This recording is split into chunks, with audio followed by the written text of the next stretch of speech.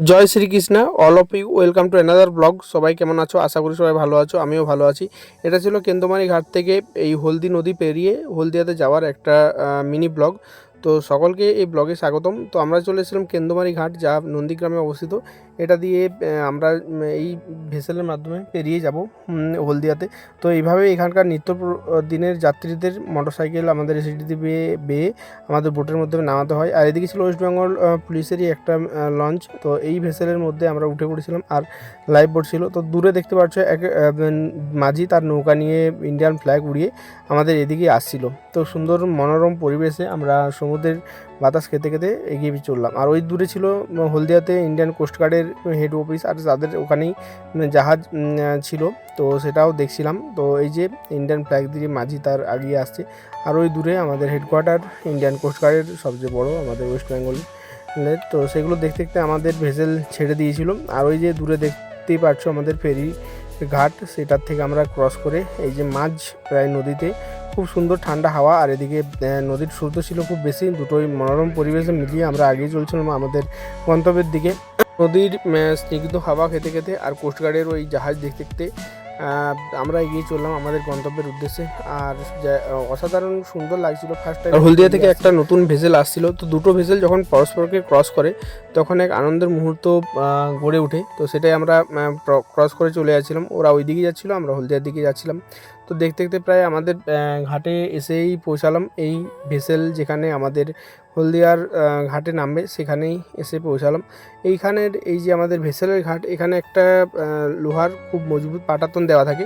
তো সেটাতে আমাদের ভেসেল যে টাচ করে তারপর আমরা নামি। আর এই যে দূরে আর একটা বোট আমাদের দাঁড়িয়ে ছিল, ভেসেল আর কি।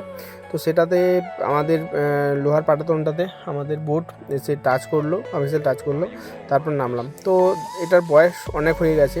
আর এই যে সিঁড়ি দিয়ে এসে এই লোহার পাটাতনে আসতে, এটা কিন্তু নদীর অনেকটাই মাঝে অবস্থিত। তো এখানে এসে দেখো এই যে ভেসেল টাচ করলো, তারপর আমরা ধীরে ধীরে এখান থেকে নামলাম। আর বাইকগুলোকেও এভাবে আস্তে আস্তে নামানো হয়, আর ওইভাবেই প্রতিটি মানুষ এখানে যাতায়াত করে। তো এই যে দুটো করে এখানে লোহার থাম্বার মতো ছিল, সেখানে আমাদের জাহাজের দড়ি বেঁধে দেওয়া হলো। আর ভেসেল থেকে একে একে নামলো, আর নেমে ওই যে সিঁড়ি বেয়ে সবাই উঠে যাচ্ছিলো। তো আমরাও সেভাবে উঠে গেলাম। আর অবশেষে এই যে আমাদের যেখানে মেন গেট, সেখানে টিকিট কাউন্টার ছিল, সেখানে টিকিটের মূল্য দিয়ে অবশেষে আমরা চলে গেলাম নতুন আমাদের হলদিয়া শহরে। তো হলদিয়া একটা সাজানো গোছানো স্মার্ট সিটি, খুবই সুন্দর। আর তবে এখানে দূষণও প্রচুর আছে। তো হলদিয়া স্মার্ট সিটিতে আমরা বেশ ঘুরছিলাম ফার্স্ট টাইম। তো খুব সুন্দর লাগছিল বাইকে। হলদিয়া সিটিটা খুবই সাজানো গোছানো, খুবই সুন্দর একটা শহর।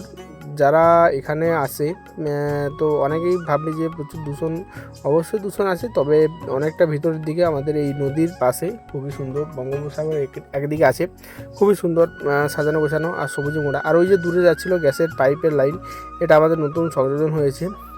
তো এইখানে পাশ দিয়ে আমরা বেরিয়ে যাচ্ছিলাম, যেতে যেতে পাশে ছিল আমাদের হলদিয়া বন্দর। তো সেটা যাই হোক ক্যাপচার করতে পারিনি। আর অবশেষে হলদিয়া ডক থেকে যে ফ্লাইওভারটা উঠে গেছে সেটা দিয়ে যাচ্ছিলাম। আর অবশেষে দেখা পড়লো আমাদের এই মেশিন, জানি না কোনো হলদিয়ার কারখানায় যেত। তো এটাতে শুধু ট্রাকের চাকাগুলোতে কত ছিল। তো দেখা হচ্ছে পরের ভিডিওতে। সবাই ভালো থাকবেন, সুস্থ থাকবেন। থ্যাংক ইউ ভেরি মাচ সকলকে, সকলে ভালো থাকবেন।